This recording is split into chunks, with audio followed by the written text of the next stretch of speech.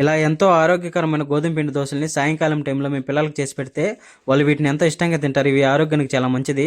Hi friends, గోధుమ పిండి దోశల్ని ఎలా చేసుకోవాలి ఈ వీడియోలో చూసేద్దాము. ముందుగా 4 యాలకులు తీసుకొని రోట్లో వేసుకొని దంచుకొని పౌడర్ తీసుకొని పక్కన పెట్టుకోవాలి. తర్వాత ఒక కప్పులో బెల్లం తీసుకొని మెత్తగా దంచుకొని ఒక గిన్నెలో వేసుకొని అదే కప్పుతో 2 కప్పులు వాటర్ వేసుకొని గడ్డలు లేకుండా బాగా కలుపుకోవాలి. ఆ కలుపుకున్న ఆ బెల్లం నీళ్ళు తీసుకొని ఇంకో గిన్నెలో చెత్త లేకుండా వడగట్టుకోవాలి.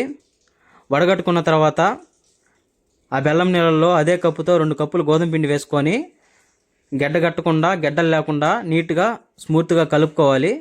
కలుపుకున్న తర్వాత మనం ముందుగా దంచి పెట్టుకున్న యాలకుల పౌడర్ వేసుకొని బాగా కలుపుకోవాలి.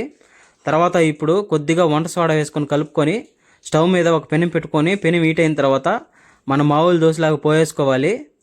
పోసుకున్న ఆ దోశల్ని లైట్గా బ్రౌన్ కలర్లో కాల్చుకొని పక్కన తీసి పెట్టేసుకోవాలి. ఇంతే ఫ్రెండ్స్, ఈ విధంగా గోధుమ పిండి దోశల్ని మీ పిల్లలకి చేసి పెడితే ఆరోగ్యానికి చాలా మంచిది. వాళ్ళు ఎంతో ఇష్టంగా తింటారు. ఈ వీడియో ఎలా అనిపించిందో కామెంట్ చేయండి. ఈ వీడియో కనుక నచ్చినట్లయితే లైక్ చేసి సబ్స్క్రైబ్